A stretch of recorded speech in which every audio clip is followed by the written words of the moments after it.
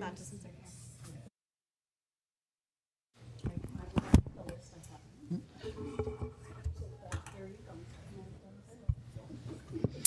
Through Mr. Mayor, it is 5:30 p.m. and the live stream has commenced. You may begin your meeting. Thank you very much. Good afternoon, councilors, senior staff. I see that we do have quorum for today's meeting. So this public meeting under the Planning Act for Wednesday, June 17th, I will call into session, and I will turn to the clerk. Thank you, Mr. Mayor. That brings us to our land recognition statement presented by the Deputy Mayor. Deputy Mayor Eckert, please. Thank you. The town of Pelham is situated on treaty land steeped in the rich history of the First Nations, such as the Hadiwendaronk, the Haudenosaunee, and the Anishinaabe, including the Mississaugas of the Credit First Nation. This territory is covered by the Upper Canada Treaties and is protected by the Dish with One Spoon Wampum Agreement. Today, many First Nations, Métis, and Inuit people from across Turtle Island live and work in Niagara. The town of Pelham stands in solidarity with all Indigenous peoples, past and present, acknowledging that our high standard of living is a result of the resources and lasting friendship of Indigenous peoples. Thank you, Deputy Mayor Eckert. And now I'll turn to the clerk. Thank you, Mr. Mayor. Before we proceed to the adoption of the agenda, I have some opening remarks. Public meeting under the Planning Act of Wednesday, June 17th, 2026. This public meeting under the Planning Act is being held in a hybrid format, allowing for both in-person attendance and remote participation where requested. It is important to note that no decisions have been made in advance of this meeting, and none will be made this evening. The purpose of this meeting is to provide information and receive input from council and the public. The Planning Department will present details regarding the subject application. Following the presentation, members of the public will have an opportunity to provide verbal submissions. No answers will be provided to questions raised during the public portion of this meeting. Council and the Planning Department will receive and consider all verbal submissions, as well as any written submissions received prior to or following this meeting. Questions or comments may be addressed by the Planning Department through the recommendation report, which will be brought forward at a future council meeting for consideration. Public meetings under the Planning Act are formal proceedings and require proper decorum. This means that all comments are to be made through the chair. If you have pre-registered to speak, either virtually or in person, you'll be provided an opportunity to address the committee at the public portion. Each speaker will be provided up to 10 minutes and may address the committee only once at the podium. If a previous speaker has already expressed the same comments, repetition is not necessary. Please keep all remarks concise and relevant to the matter before committee. Inappropriate comments or behavior, including clapping or interruptions, will not be tolerated. If you wish to provide additional comments for the Planning Department's review prior to preparation of the recommendation report, or if you would like to receive a copy of the notice of decision, please contact the planner responsible for the application in writing as soon as possible. And to you, Mr. Mayor, that brings us to adoption of the agenda, and I have a motion moved by Councillor Kerr that the agenda for the June 17th, 2026 public meeting under the Planning Act special meeting of committee be adopted as circulated. To you, Mr. Mayor. Thank you. After viewing the agenda, any councilor have any comments or questions? Not seeing any, call the vote. All those in favor? See none opposed, motion carries. Thank you. That brings you to disclosure of pecuniary interests. Oh, sorry. After viewing the agenda, does any councilor have a pecuniary interest to declare? Not seeing any, Madam Clerk. Thank you, Mr. Mayor. We are now at item 6, and I'll read the introductory remarks. Town of Pelham application for a draft plan of subdivision and zoning bylaw amendment, Tanner Extension Phase 2, file numbers 26T1901-2026 and AM03-2026, to create 6 lots for single detached dwellings, 1 block for future open space and future roadway, and to rezone the property from residential development to environmental protection 1 zones to a specific residential 2 and site-specific open space holding zone. The Planning Act requires under Section 34 that council must hold at least one public meeting for informing the public with respect to any proposed amendments.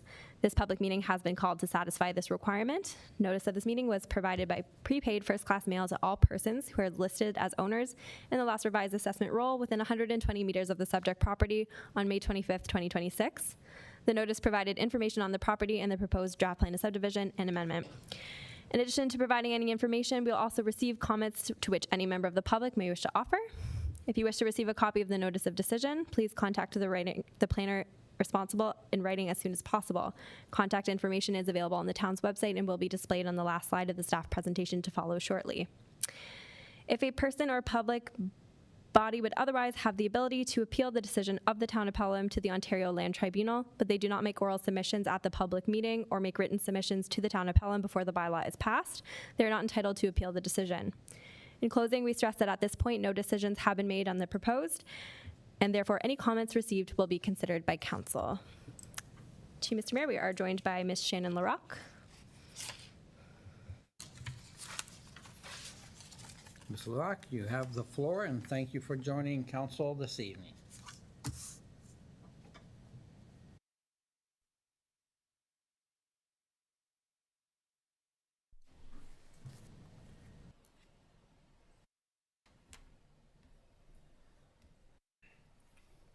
Thank you, Mr. Mayor, members of council, and any members of the public that might be joining us tonight. The applications that are being considered by council tonight are for a draft plan of subdivision and a zoning bylaw amendment, and the development is known as Tanner Extension Phase 2. And the Tanner Extension Phase 2 subdivision is located right next to the Tanner Extension Phase 1 subdivision. Tanner Extension Phase 1 subdivision is right where my cursor is here on the picture. And it's between Pelham Street, Bacon Lane, Line Avenue, and Wilson Crossing. So the Tanner Extension Phase 2 subdivision will just be appear as an easterly extension of Tanner Extension Phase 1. And Tanner Extension Phase 1 is under construction right now. The proposed draft plan of subdivision will create 6 lots for future single detached dwellings, as well as a block for a future park, and of course the extension of Stickle Street. The zoning bylaw amendment would rezone the lands from the residential development zone and the environmental protection 1 zone to a site-specific residential 2 zone, and also an open space zone with the holding, which is for the park block. And this is the draft plan of subdivision on this slide. So you can see that on the south side of Stickles Street, we have 6 lots shown. On the north side of Stickles Street, we've got a piece of a future park, and of course the road extension. And when council approved the Tanner Extension Phase 1 subdivision, they also approved in principle this development concept for the Lot 177 development area, which is the name of the area that this property is located within. So that future development concept, it shows Tanner Extension Phase 1 subdivision that's under construction outlined in red, and it shows the Tanner Extension Phase 2 subdivision that's before you tonight in blue. You can see that the overall plan includes a mix of different housing types. We've got singles in yellow, we've got some townhouses in the orangey color, small apartment block in the pink color, and future park in green. And in terms of the planning framework, the property is within a settlement area, according to the provincial planning statement coming from the province. So that area is intended to meet a whole bunch of different needs of people in all stages of life. So different housing options, different densities. It's supposed to make really efficient use of land and infrastructure. And it really allows for all sorts of different housing types. And the Niagara official plan considers this property to be within the delineated built-up area. Again, similar to the provincial planning statement, lots of different unit sizes and housing types supported here. 25% of all new units in the town of Pelham are supposed to be located within this built-up area in the town of Pelham each year. And residential development is supposed to incorporate sustainability and walkability into its design. Town's official plan that's currently in effect, the 2014 official plan, considers the property to be within the urban living area and the built boundary. It's also identified as a potential intensification area, and it has some special policies for the Lot 177 special policy area. The Lot 177 special policy area is intended to provide a minimum of 200 units in total and achieve population densities of 50 persons and jobs per hectare. And of course, that area includes more than just this property that we're talking about tonight. And for information purposes, the new adopted official plan, I need to change this to 2026, given that it's been adopted again recently. But as you know, it sits with the province for approval, and it's not in effect. So just for information, it's still considered the Lot 177 special policy area, which is where the most substantial amount of infill is supposed to happen within Fawn Hill. And it's designated urban residential and environmental protection 1 in the 2026 adopted official plan. The town zoning bylaw zones this property as residential development and environmental protection 1.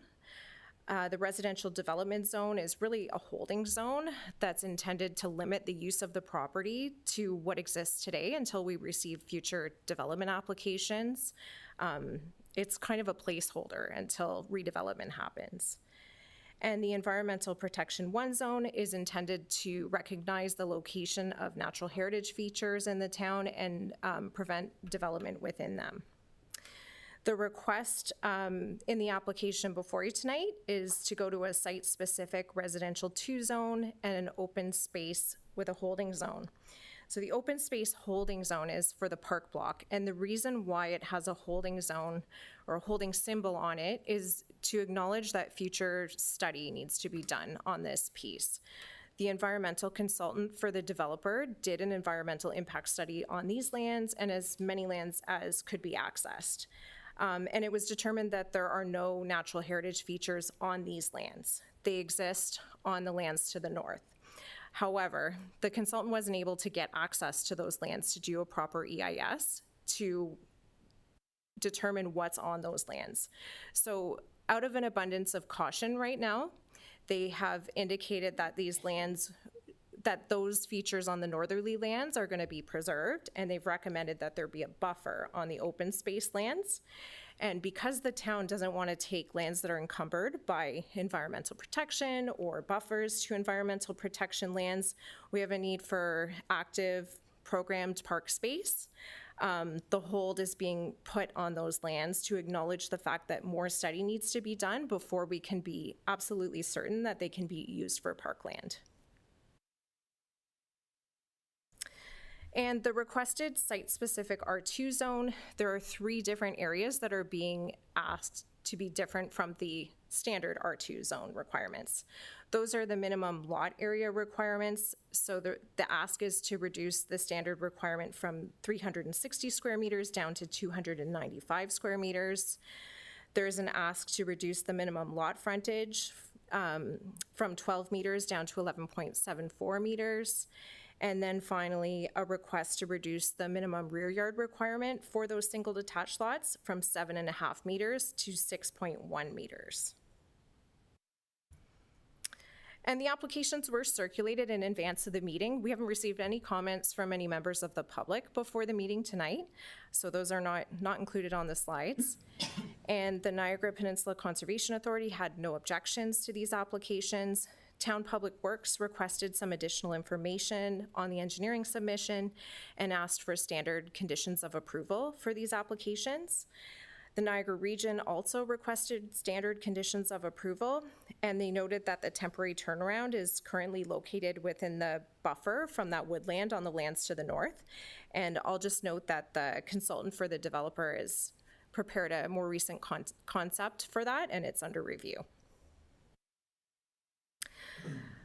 We did receive a number of technical reports and plans with these applications. They include a draft plan of subdivision, a functional servicing report, an environmental impact study, and a planning justification report. And if anyone wishes to review those plans or studies or reports, they're all online on our website at the link on this slide. And as noted by the deputy clerk in advance of the meeting, or at the start of the meeting, I should say, there are no decisions or recommendations about these applications being made tonight. Town staff will hear all of the comments received, all of the questions from council, and prepare a recommendation report to be received at a later date. And if anyone wishes to receive a notice of council's decision in the future, please ensure that you contact myself or the clerk as soon as possible. And if there are any questions or comments on the applications, please reach out to me and I'm happy to assist. My contact information is available on this slide. And thank you for your attention. I'm happy to answer any questions tonight. Thank you for that presentation, Shannon. As usual, very informative, very concise. Thank you. I turn to the clerk. Thank you, Mr. Mayor. We are joined by representatives for the applicant, Callum Gomez of Upper Canada Consultants. Welcome, gentlemen.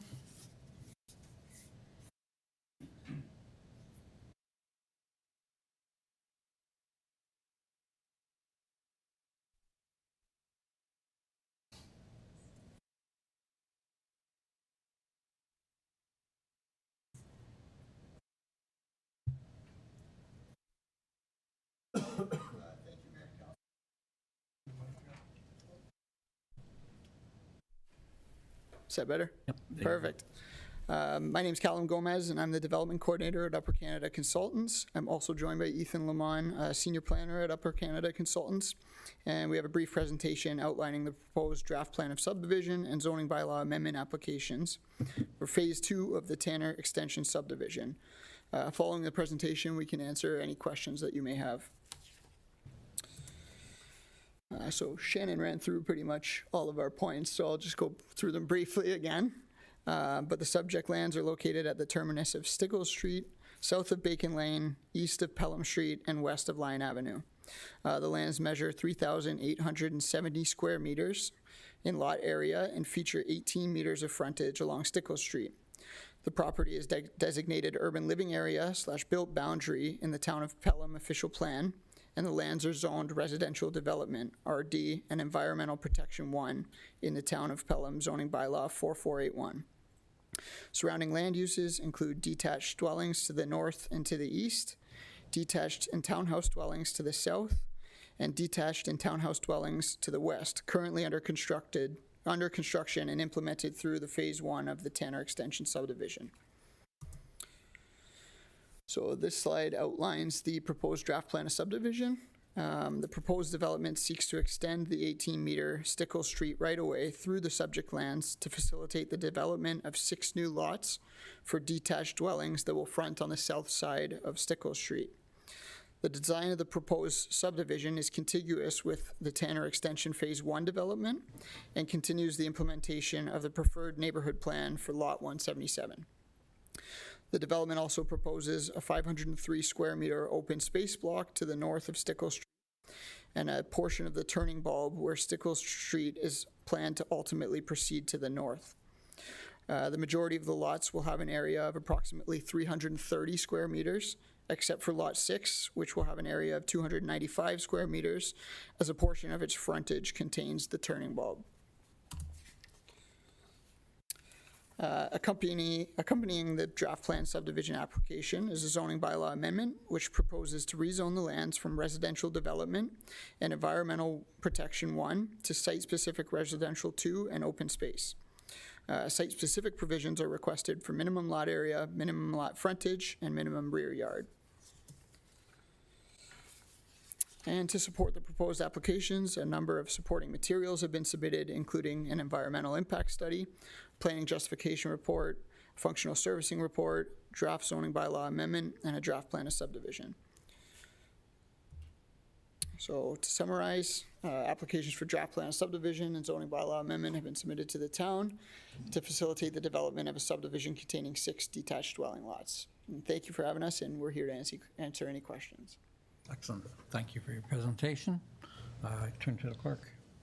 Thank you, Mr. Mayor. That brings us to the public portion of the meeting, and we do not have any pre-registered speakers or anyone joining via Zoom, and it appears that we do not have anyone in the gallery as well. So if you're satisfied, we can move to committee input. Okay, thank you. Yeah, just something we had to go through. So then I will open it up to council. Any questions to the presenters or to the town staff? Councilor Nesnick. Thank you. Yes, through you, Mr. Mayor. So I believe it's a question for Ms. LaRocque. So just looking at the page, the Lot 177 updated development concept where Block 45 is.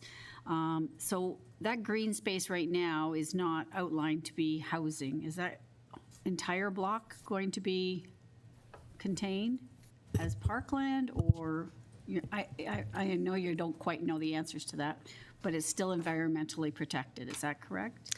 Through you, Mr. Mayor, the entire parcel, or I should say the entire green on that slide is planned to be a park.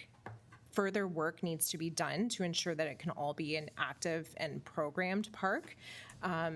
Based on what the environmental consultants are seeing when they're out there, they believe that it is an other woodland, which there are policies that will allow for removal of other woodlands, provided you meet certain criteria. But that can't be confirmed until they can get access to the property. Okay. And is that under single ownership right now, that block?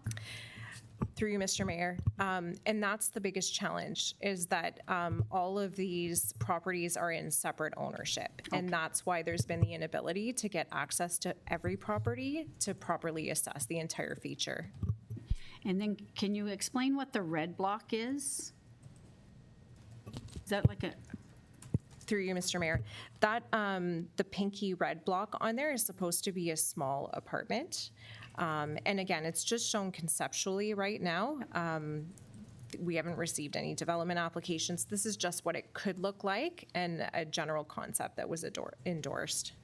okay, and then I think a final question, either for the gentleman or Ms. LaRocque, through you, Mr. Mayor. So the properties the 6 extra lots, are those lot sizes in similar size to the ones that are now on Stickle Street that are on the south? So lots 1, 2, 3, 4, 5, and 6. Are they the same lot sizes, or are they smaller?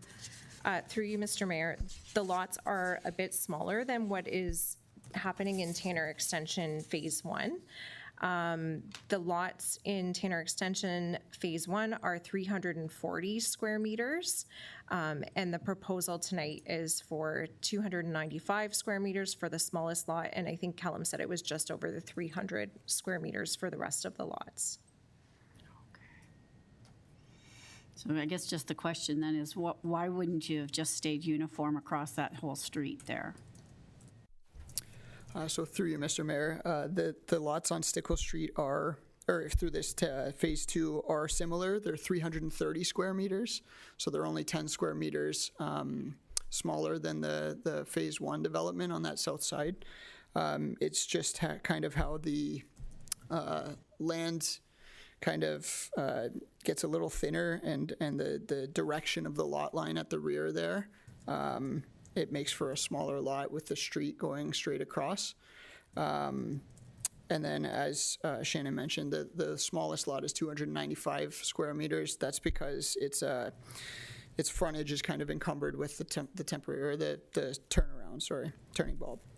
Okay, I see that. So, however, you are looking at putting smaller homes on that in order to maintain the maximum lot coverage of actually only 47%, correct? That's correct, yeah. We aren't like that. asking for any lot coverage permissions. I think that was all my questions, and thank you so much for answering. Thank you. Thank you, Councillor. Any other questions to the developer or to town staff? Deputy Mayor Eckert. Yes, thank you. First of all, the proposed, I believe it's Mary Lee Street. That's a proposal to hook up to Bacon Lane at some point in time? It's already there. Is it? Yeah, my colleague says it's already there. To Ms. LaRocque. Through you, Mr. Mayor.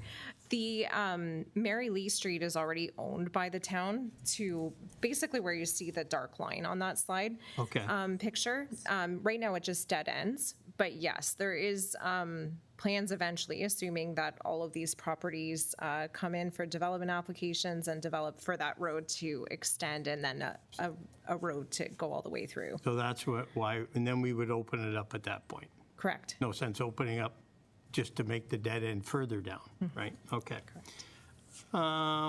And I think, I don't know, I'm always puzzled. I've had other colleagues answer these questions too. So we do put these criteria in for lot sizes and things like that, but it seems to me that every development that comes in needs to change them a little bit. Now, this one's kind of minor, but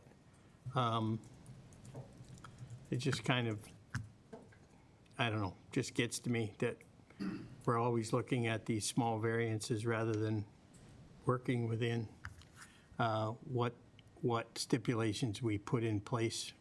Obviously, we put them in for a reason, and then we get asked to change them, even though they're minor. But, and I think that's it. Thank you, Mr. Mayor.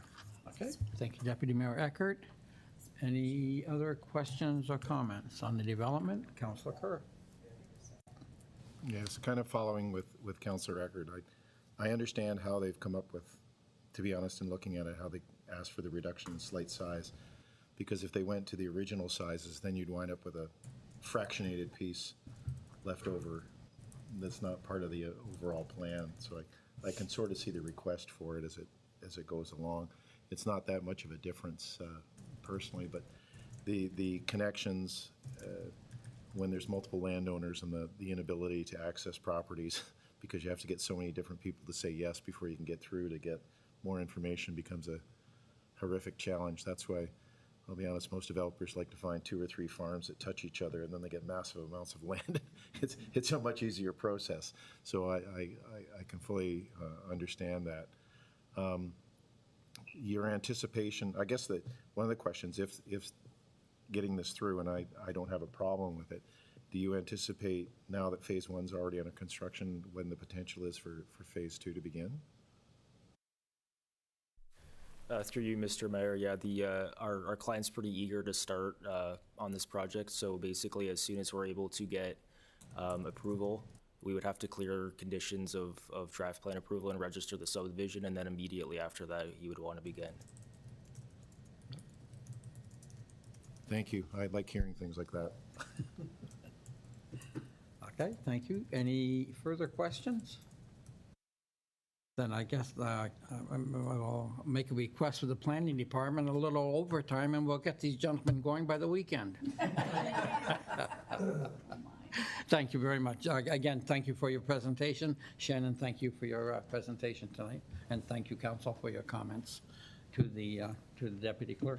Thank you, Mr. Mayor. If that concludes discussions, that brings us to the presentation of resolutions. And I have a motion put forward by Deputy Mayor Eckert that committee receive report 2026-0125 as it pertains to file numbers 2026 T1901 2026 and AM 03 2026 for information. And that committee direct planning staff to prepare the recommendation report on this topic for council's consideration. To you, Mr. Mayor. Thank you. One last request for comments or questions. Not seeing any, call the vote. All those in favor? Seeing none opposed, resolution carries. Thank you, and I have a motion put forward by Councillor Niznik that committee receive the presentations from town staff and the applicant for information. To Mr. Mayor. Thank you. I'll call the vote. All those in favor?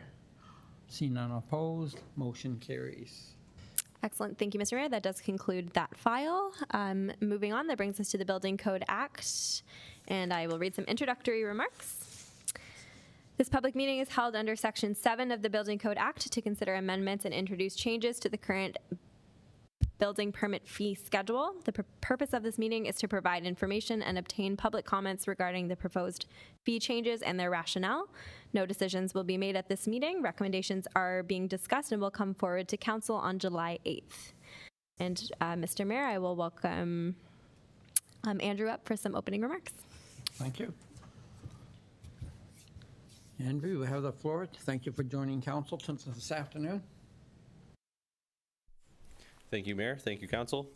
Good evening, and thank you for taking the time to join us for tonight's statutory public meeting regarding the building permit fee review currently being undertaken by the town. The purpose of tonight's meeting is to present the results of the building permit fee review and provide opportunity for interested persons to review the proposed fee structure, ask questions, provide comments prior to council's consideration of a new building permit fee bylaw. As Madam Clerk mentioned, under Section 7 of the Building Code Act, municipalities must hold a public meeting before passing or amending a bylaw that establishes fees for building permit services. This meeting forms a part of that legislative process and provides opportunity for stakeholders and members of public to offer input before council considers such proposed changes. To provide some background, the building department is governed by the Building Code Act. The act requires municipalities to establish reasonable fees for the administration and enforcement of the Building Code Act, and municipalities to recover such costs associated with providing these services. As a result, building departments are expected to operate on a full cost recovery basis. The town's last comprehensive building permit fee study was completed in 2017. Since that time, nearly a decade has passed, and the building industry, service delivery expectations, technology, and operating costs have changed significantly. During this period, the town has continued to provide building services while experiencing increasing costs associated with administering and enforcing the Building Code Act.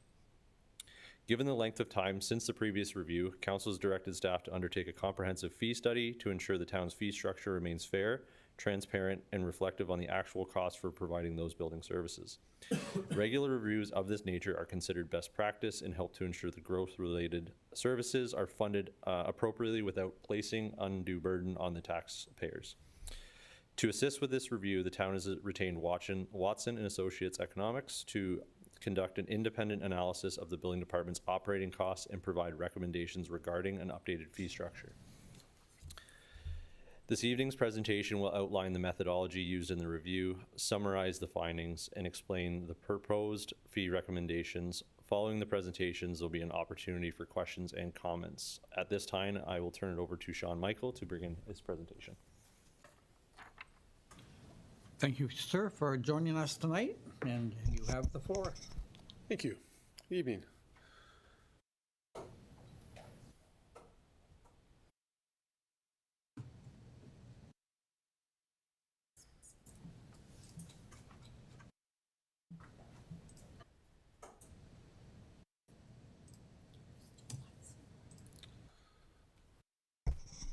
Okay.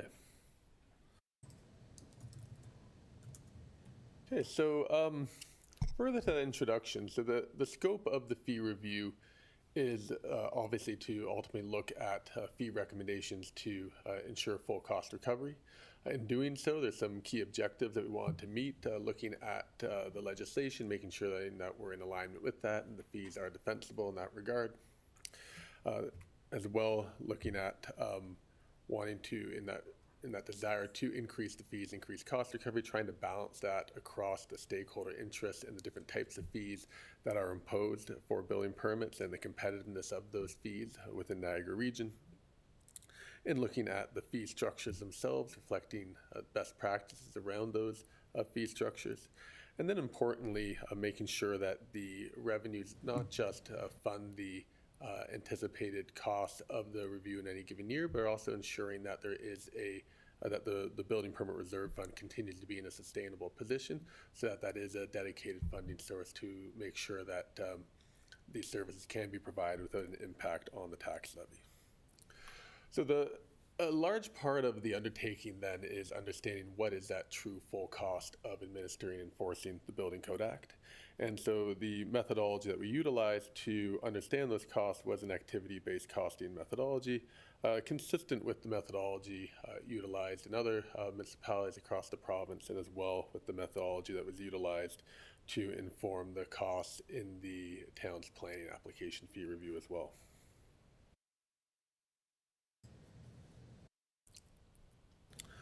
So with respect to the legislative authority to impose the fees, there's three main components of activities that can be, the cost can be recovered through fees, the application issuance of permits, maintenance inspections, and then for other documentation, records, and information.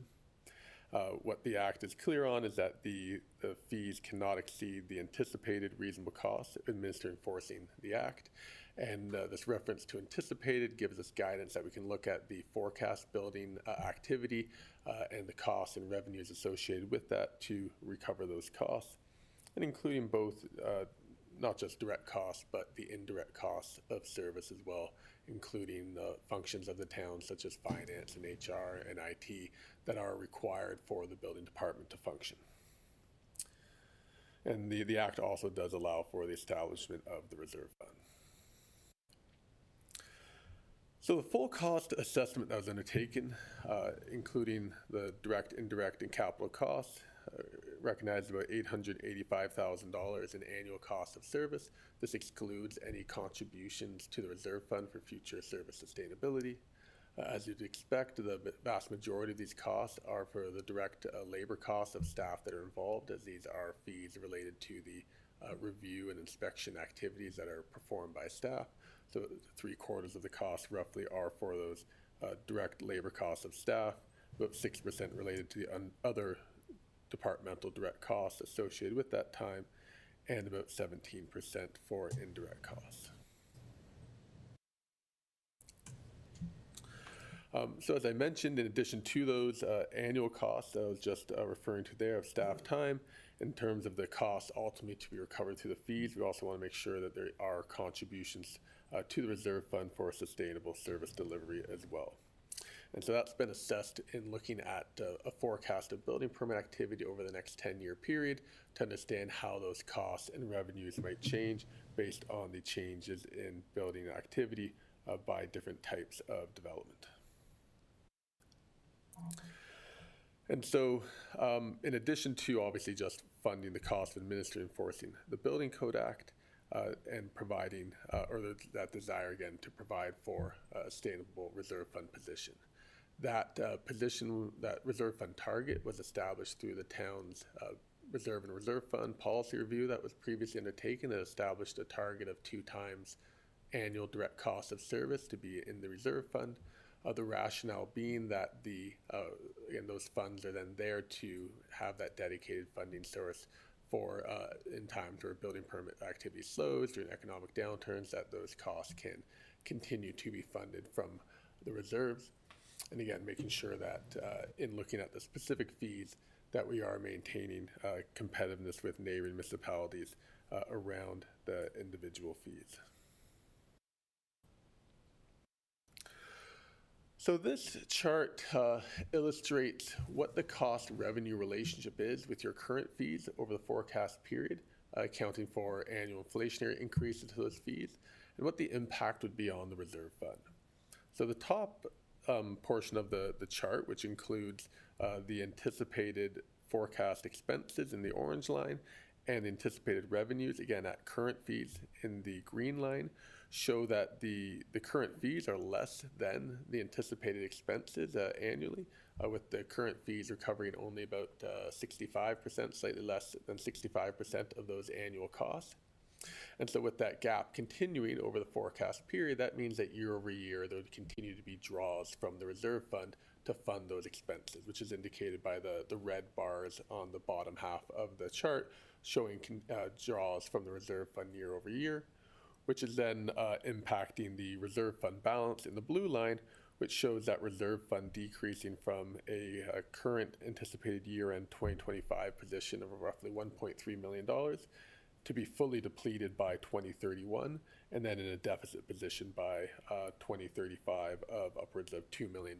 And so what that would indicate is that beyond 2030-31, there would be then a tax funding implication of maintaining that service capacity and performing these reviews that would not be recovered from reserve funds. So this tells us that current fees plus inflation is not sustainable unless you want to have a tax levy implication of funding these services. So fee increases are required. So this then shows with the proposed fee increases what that cost revenue relationship would be. And so we can see that those over the near term of the forecast, those costs and revenues will be in line, then the revenues dipping slightly below in the second half of the period, and we can see that illustrated or impacted on the reserve fund balance, as that reserve fund would be generally maintained at its current level and then decrease slightly to around $1.1 million by 2035. And so before looking at the specific fee recommendations that inform this relationship, it's important to note that these fee recommendations would not actually achieve that desired 2 times multiple. It would just generally maintain that current reserve fund balance at a fairly healthy position. We do see that decrease slightly over the forecast period, but they're not the full cost fees to actually achieve that desired multiple. The fee recommendations to do so would be about almost 8% higher than what has been proposed here. What has been proposed is fees that would be no greater than the highest within Niagara region. So when we look at the towards the end of the presentation, how these fees compare to other neighboring municipalities, you'll see that by design, they are equal to the highest fee in the region, because we didn't want to set them above that level. Again, if it was truly full cost fees to achieve that desired reserve fund multiple, they'd be about 8% higher than what's being shown in the current proposed fees. So I'll just highlight 4 or 5 of the main permit types from a volume standpoint and the fee recommendations. So with respect to non-residential permits for new construction, excluding industrial development, those fees would increase to $3.07 a square foot, which is almost a 50% increase over the current level. For residential new home construction, those fees would increase to $2.16 per square foot. That'd be about a 44% increase for low density construction and about a 25% increase for medium and high density, which have a slightly higher fee currently, but it would be proposed that to be uniform in the future. Industrial permits are set closer to the top of the regional comparators currently, so only a 5% increase there to close that gap. For the alteration permits with respect to non-residential activity, those would increase by about 153% to 72 cents per square foot. And for residential alteration permits, a more significant increase there, moving from 37 cents to $1.59 per square foot to the top of the regional comparators. A couple structural changes to note. Roof alteration, replacement, load occupant inspection fees have been discontinued. And then with respect to school portables, the fee structure itself has been changed to a flat fee structure within the assembly occupancies group. So for the last few slides, and just to highlight how that changes, or how these proposed fees would change the relative ranking of the town in comparison to the other Niagara region municipalities. Each presentation shows the total fee payable for a sample development type in the bars. At the bottom of the chart, you'll see what the total fee is and what that fee is per square foot. So in this case, for a 2,500 square foot single detached home, we can see the town's current fee at roughly $4,200 would be generally in the mid-range of that comparison. With the proposed increase to $2.16, that fee would increase by roughly $1,400, being equal to that in Niagara-on-the-Lake.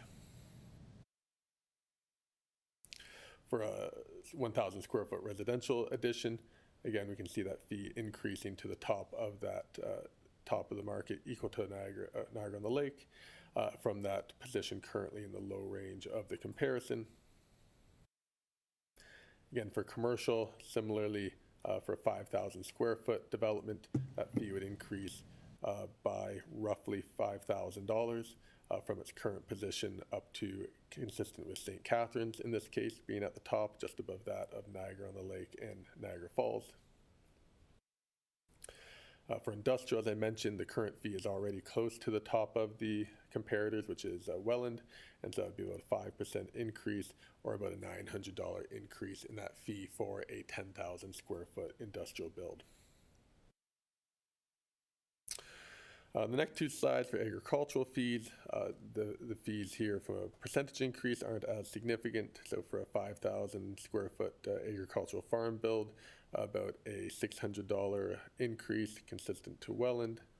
For a 10,000 square foot greenhouse or hoop house, the fee would increase here by about $1,200, equal to that again of Welland, above that of St. Catharines and Niagara Falls. And then lastly, after looking at those comparisons for just the building permit fees themselves. We also find it helpful for council to put these building permit fees into the proper context of what is the impact on the total development fees that are payable for development within the town and elsewhere in the region. And so building permit fees represent one portion of the fees that would be payable for a new development that are under the town's authority. Planning application and engineering fees would be another, and development charges, are shown in the dark blue section of this chart, are the most significant component of the development fees that are payable. And so this chart is showing for a 100-unit subdivision what the total fees would be payable on a per unit basis. And so we can see that with this proposed increase in the residential building permit fee of roughly 44% increase, that has the net impact on the total fees payable of about a 1.7% increase, or about a $1,200 total increase in those fees that would be payable on a total fee of about $75,000 per unit. So while on its face for the individual building permit fee, the percentage seems more significant, in terms of its total impact on the town's development fees, and if you extrapolate beyond that to the total input costs on building a new home, that they're much less significant in that regard. And then as well, shown here for a 100-unit apartment building, that's about a $400 increase on a per unit basis, which represents less than a 1% increase in those total fees payable.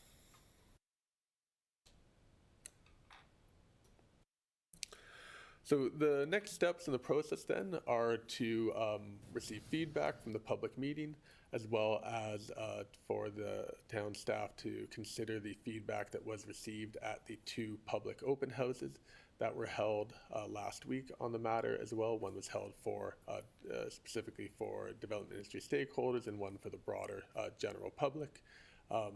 There was good comments and discussion received at those, so that will be given its proper consideration. And then any revisions to the proposed fees will be made and brought back to council for your consideration on July 8th. Great. Thank you for the presentation. Was there any attempt to go comparing regional building fees to outside the region? I didn't see any there, I guess. We didn't look at them in detail here, but from my work elsewhere across the province, the fees are in a similar ranges in other jurisdictions of similar population and building permit activity. Okay, thank you for that. Thanks. I'll open it to the rest of council. Questions, and I see Councillor Wink. Yes, thank you for your presentation. It's 2017 was the last time, and now it's almost 10 years later, and we're looking at this. And I think part of the problem that we're running into is, and that impacts the reserves, is that we didn't look at this sooner. So I think probably we should make some type of commitment to ourselves, the town, that this be done every 5 years, so the impact isn't going to be as great.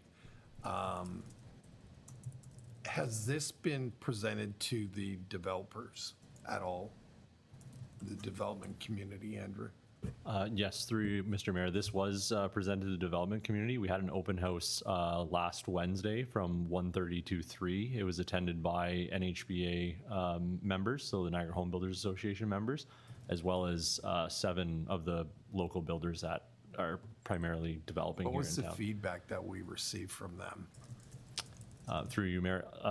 They had some questions with same thing. Why is it taking so long to do this? Overall, we're taking their comments into consideration and looking to see what we can do for that council presentation on July 8th.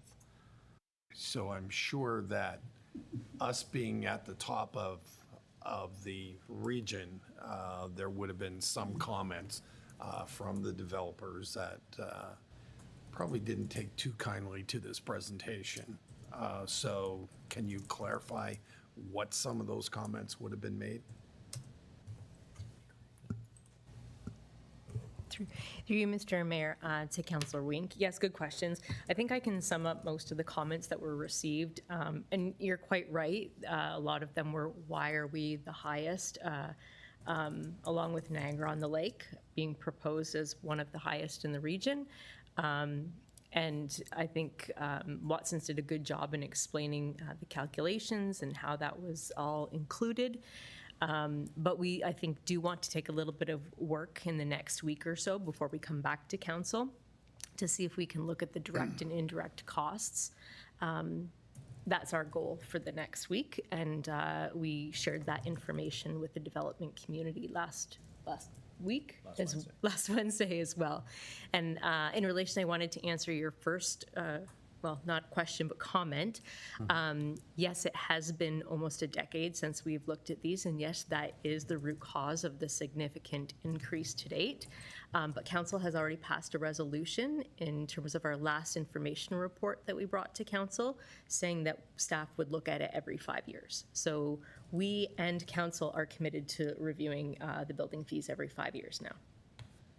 So thank you for those comments through you, Mayor. I'm not sure who's going to answer this, but you look at some of these fee comparisons and we're looking at a 100-unit apartment building at an increase of $412 per unit. But if you look at a single-family dwelling, we're increasing by at least, what was it, $10,000 per unit.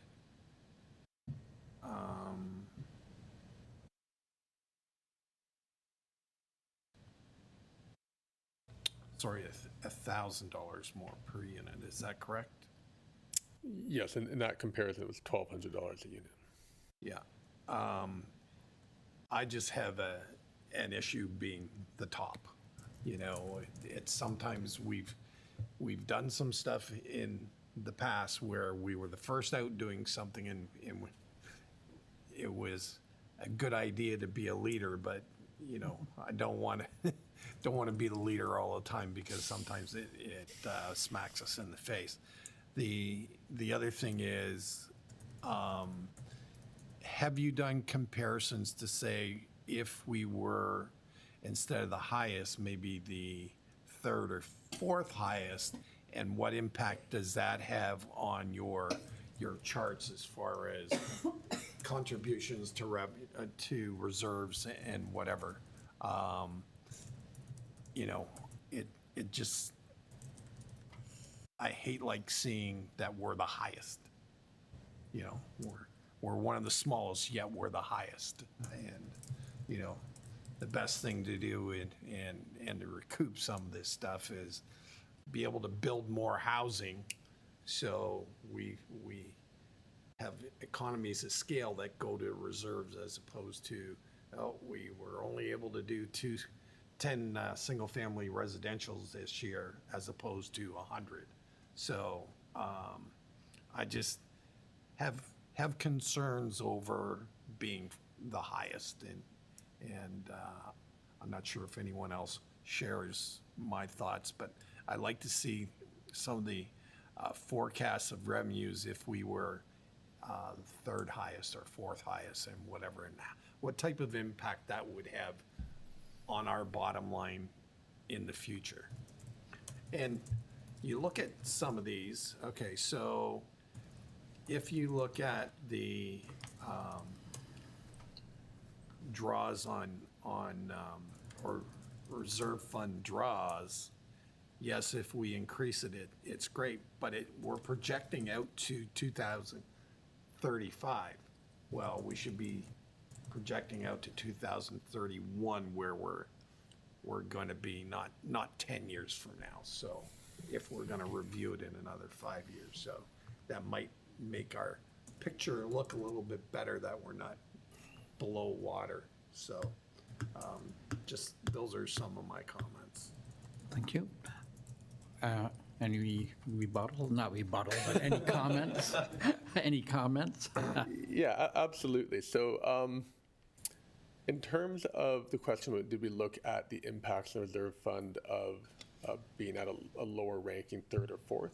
Didn't specifically look at that, But when you look at that chart with the recommended fees, you do see that over the last 5 years, the reserve fund is starting to deplete, and there are some draws occurring. So if the fees were positioned lower, that would be further exacerbated to be greater draws from the reserve. I haven't looked at it in detail to say would that fully deplete the reserve over that 10-year period, but it would result in, if the fees were lower, obviously, of the reserve fund being drawn down more. The one exception to that, which staff mentioned, was if we revise what the actual costs are through relooking at the direct and indirect costs, so that with a lower fee, we also might have a slightly lower cost profile, and so both of those lines would move down together and maintain the reserve fund at a similar position as currently proposed. So that's one of the items being looked at.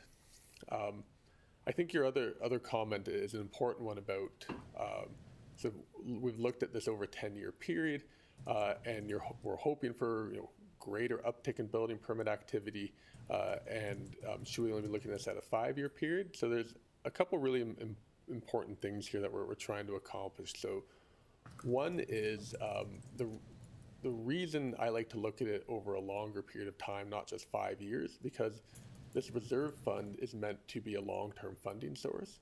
And so if we are trying to, in many cases, increase to a target funding level, what we want to try and avoid is putting that long-term funding obligation on the backs of development only over a 5-year period to increase fees to build up that reserve to the desired time period, where if you achieve that, then what happens at the end of the 5 years?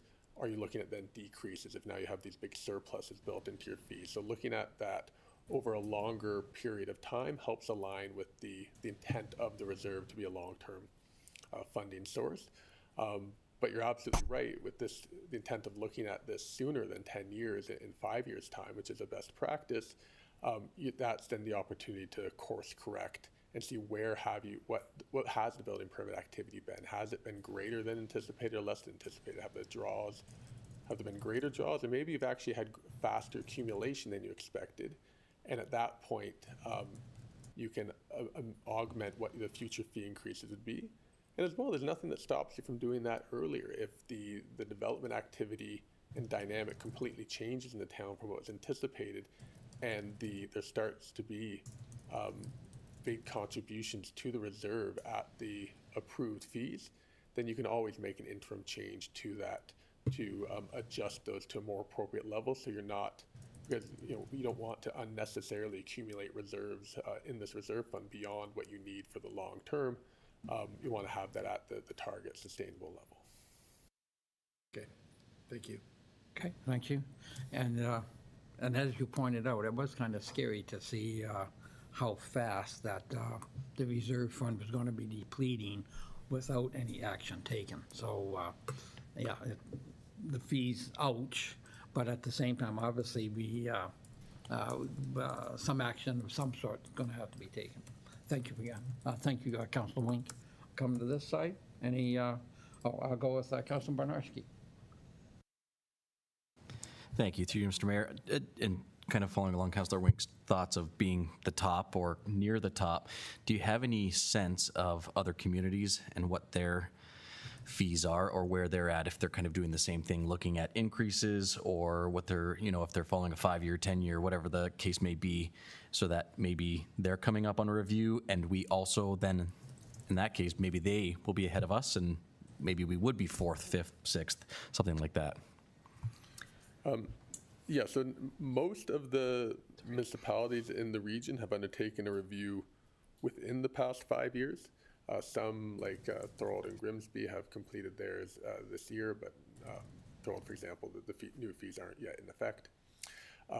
Others are either currently underway or will be undertaking updates in the near future. So I think the majority that have the majority have done this through external consulting, and in their recommendations there are best practice recommendations to look at those on a similar time frame in terms of a 4 to 5 year review period. So I would anticipate that others would be looking at theirs in the within the next 2-3 years as well, who looked at theirs in 2022, 2023.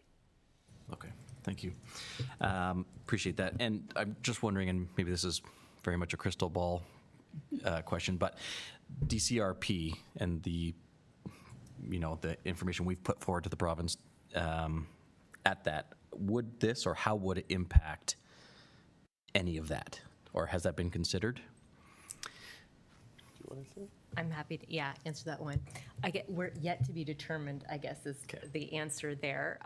But we do know, and we have heard from our development community last week at the open houses, is they have had an increase in development charges. They have, in the economy, they've had increase in construction costs and labor and whatnot, and they are looking forward to any relief that can be provided. So if our DCs, if we're successful in a grant and that can be reiterated down to the developers, I'm sure that they would be happy. We do know, like from the very preliminary numbers that we've done to date, that grant could probably assist us in that range of 1,400 homes, and about 700 of those would be in the Fenwick secondary plan area. So it has the potential to greatly assist our developers. Okay. And I will just add to Sean Michael's other answer in terms of the municipalities in the region that have yet to do or that will be doing a fee study. I think that's a really important point and very good question, because we've been discussing as staff that it's really a sliding scale. And I'm going to go into a little bit more detail, because we do know that Niagara-on-the-Lake and the city of Thorold, as Sean Michael explained, have just recently done their studies, and those are at the top with us on either side of us. And then municipalities like City of Port Colborne, St. Catharines, Niagara Falls, Welland, West Lincoln, and Fort Erie, they've done their fee study between 20 and 2023. So we know that they will be coming up shortly again, even though they've been within that 5-year time frame, they will be coming up to do theirs again shortly. So as we're at the top now, as those municipalities do theirs, hopefully they will be catching up to us, or we will be sliding down and they could be surpassing us. Okay. Fingers crossed. Okay. Thank you very much. Appreciate that. Okay, Thank you. Thank you, Councillor. Go to this side, Councillor Kerr. Yes, when I when I read these charts and I look at things, and sometimes a question I have is would be useful would be knowing in what year were these fees set for each of the municipalities. And the reason at the bottom is you would know whether their fee was a 2021 establishment, a 2022, 2023, because we're being told that the town of Pelham fees are 2017 values. So it's trying to figure out what numbers am I comparing against which numbers.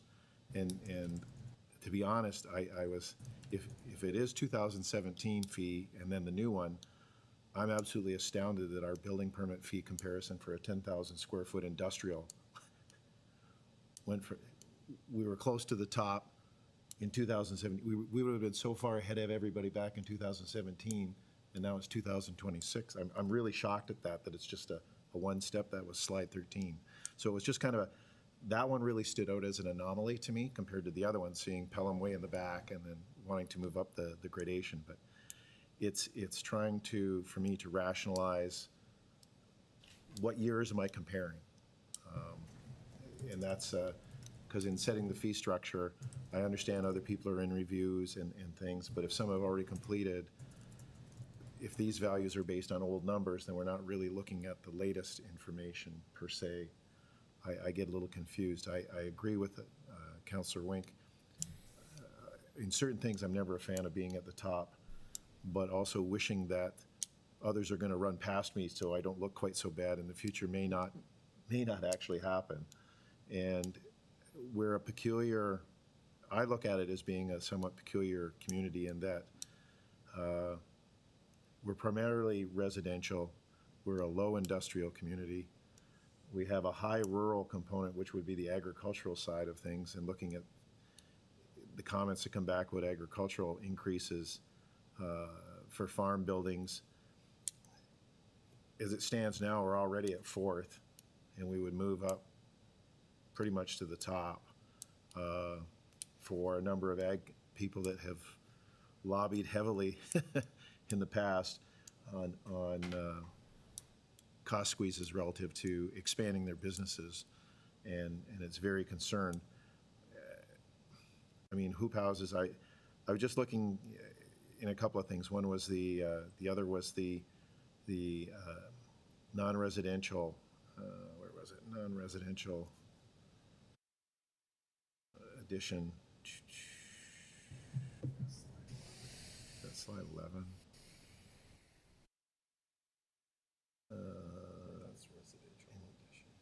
Well, building permit fee for commercial, if you were looking at an agricultural operation that had a commercial component, or you had hoop houses in that, it's a big hit for some of these people that are being, like I said, right now we're trying to promote industry and hiring and people and everything else. And I've heard from others and on things, if I suddenly have to pay this much more on a construction fee, I was intending to get this much bigger, which would translate into this more jobs and this and this and this, and suddenly the fees are so high, I have to take a step back because it's just not making it economically feasible, especially under the current conditions. So I just look at it from, I understand the depletion of the reserves and I understand the loss, but I also understand that trying to make a quantum leap with an expectation of a 5-year review, we might be jumping a little too far, too fast. I'm not saying don't increase them, but I would like to, in looking at what you've got for totals and other things in comparable communities, we seem to be hitting the top regardless of what other communities were beside, whether it's the city of St. Catharines or Thorold or West Lincoln or whatever. We're jumping a lot of people that instinctively I look at what are comparable communities, not the city of St. Catharines and Niagara Falls per se, or someone like Niagara-on-the-Lake, which has a high agricultural component but a huge tourism component as well for it. So it's good information, but ultimately I'm trying to find a way to come up with numbers that are relative to one another in current 2026 values versus thinking 2017 values versus 2026. And if someone's at 2023, we think they may be reviewing, but maybe they won't be reviewing for 5 or 7 years. So they may not jump us as much as we think by having other communities do the reviews. So that's more my comment rather than it's a generalized question, but it was more, I would have really appreciated the years underneath. And then I could compare and have a sense of dollar values. A 2017 dollar versus 2026 dollar is kind of different. Okay, thank you, Councillor. To Director of Planning, Pam? Yeah, through you, the mayor, to Councillor Kerr, we can add those numbers to the July 8th report just to help your evaluation. Yes, excellent, thank you. I will now go to Councillor Nesnick. Thank you. Yes, through you, Mr. Mayor. So I think there are a couple really important slides here that we cannot ignore and need to really take seriously. And that one is that forecast cost revenues with the reserve fund balance. So in your presentation, you mentioned that, ideally our target for reserves was 2 times what the expenses would be. So that's about $1.8 million.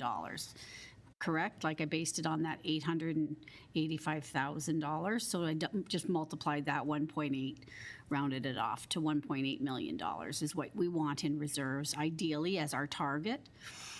So my question is, what you've shown here, we're still, even if we put it at this fee, we have not reached that $1.8 million. So we're still not making our reserve target. By 2030, we're actually below $1.5 million. So I think the analysis that you've done is reasonable, and so I thank you for that. I think you've kept that in mind that, you may not get your 1.8 million goal achieved, but we do have some in reserves. And we've experienced this year a real slowdown in building, and so we've had to draw heavily on that reserve. So I think it's important that we make sure we maintain that reserve and build upon it for the leaner years that will be coming forward. And, the timing is everything, of course. So timing right now is kind of unfortunate because we did just look at the DC charges and raise those. And so I can understand our community, our building community is kind of saying like, man, I'm getting hit left and right, and here we go again. But we're hoping also, you know, if we're fortunate enough to receive some government funding, that we'll be able to give them a bit of a break moving forward. So I don't really, I do think the question from Councillor Bernarski was very valid in terms of, you know, is that, what are the other cities, when are they doing their reviews, and will they be surpassing us? So we're quite unique because we don't have industry and that sort of thing. So I'm happy to hear that, you know, our town building staff is going to go back and review some of these things and take some of the input from the development community, from us as well, and then work on that. And I think the other important slide that we saw was the 100-unit subdivision. So when you look at that in the charges overall, it really is a 1.7% increase in total fees payable. So if you look at that, they've had no increase in 10 years, and now they're just getting a 1.7% increase. So not so bad, really. Is that incorrect? Through you, Mr. Mayor. Yeah, through you, Mr. Mayor, that's correct. And just for statistics, we ran the increase on a roughly $900,000 home purchase price, which is typical for our region. And with the increase of fees, it's actually less than 0.25% on the overall purchase price of a home. Okay, and that's an important factor for us to have for that, maybe the next meeting as well, when we will be making some decisions on this. So those are just my comments, so thank you very much. Thank you, Councillor. I guess we'll go to Deputy Mayor Eckert. Seeing as Councillor Hildebrandt's not here, we get another one from this side, so. There we go. One of the slides that I took particular notice in was the 2,500 square foot single detached building free, permit fee comparison. And if you look in the middle of that, the town of Pelham, that's our rate that's right now, right? 2017, that's the rate that we're existing in now. So, and then the one on the left is what our proposal is. But if all of these others follow the same kind of logic that we're doing,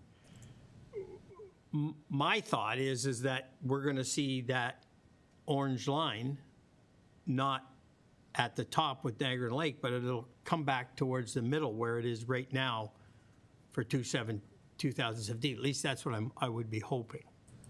Am I far-fetched there, or?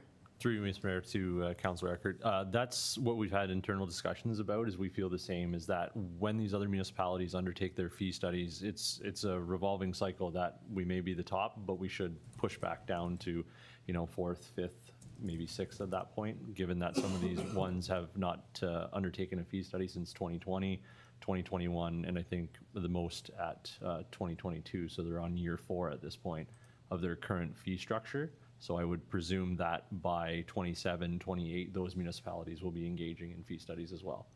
And they'll catch up or pass us or whatever. Yeah. And the only other comment I have is that, you know, last week we had a special meeting, and, you know, it's not a secret, it wasn't closed, about, you know, if we're successful with the grant, substantially reducing our development charges. Which I'm sure that the building community will welcome. And so there's two schools of thought. If that happens and they get that reduction in development charges, this is going to seem like peanuts to them. I think that's my thoughts. However, there's also the other side where it looks like we're giving and we're taking and we're pulling back. So we're giving you a reduction, but we're making up for it over here by increasing our building permits. So I want to just go back to something that Councillor Wink said about, you know, we're committed to having a review in 5 years. So what's the potential of phasing this in over a period, like not all of it at once, but have it come in, then you review in 5 years, and if you need to adjust and increase it again, you increase it again. But we're just not hitting them with the whole package right now. That's just a comment. I'm sure that our excellent staff have looked at all of this stuff. I'm not coming up with anything new here, so I don't know if you even want to respond to that, so. Yeah, I think I can, like, generally, like, all potential options in terms of setting fees at a lower amount, phasing them in, phasing in the increases over a longer period of time are all feasible. It's all about, is council comfortable with that impact on the reserve fund? And do you think that leaves you in a sustainable position that you're over the next 5 years that you're comfortable with? And so based on the current cost profile, any fee increases that are lesser than what's been recommended currently are going to draw down that reserve. Right. And so are you comfortable going from the current position of anticipated to be about $1.3 million at the end of the year down to $500,000 as an example in 5 years' time? If the answer is yes, then you can look at a fee increase that achieves that level of reduction in your reserve, knowing that that's below where that target amount is, and that target multiple is designed around if you have a more substantial decrease in building permit activity over a 1 to 3 year period, how much permit revenue you're going to lose that you need to have in that reserve fund to maintain that service capacity in your building department, because municipalities generally, very tight labor market, don't have the ability to hire and fire staff as building permits come and go on a year-to-year basis. You need to maintain a certain level of capacity to meet your legislated duties. And I'd hate like hell, in a couple of years' time, hopefully it's the same council sitting around this table, and we go, oh my God, what have we done? Because our reserves are down to 200 grand or something.